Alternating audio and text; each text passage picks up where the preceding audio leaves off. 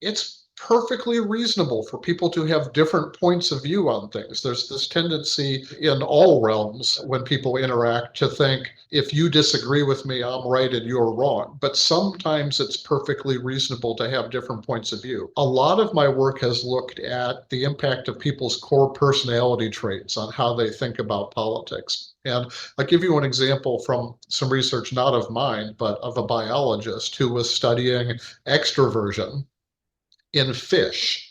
She found this school of fish and she's diving and watching this school of fish.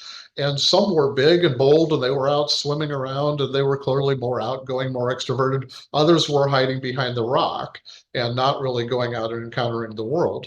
And her thought was, it can't be that some of them are right and some are wrong. That's not how biology works, and that's not how personality traits work.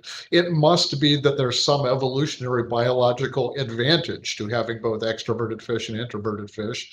And she thought about that and she realized the extroverted fish were out finding more food, and so they were surviving, but they were also getting eaten more by larger fish, and so that there was a trade-off.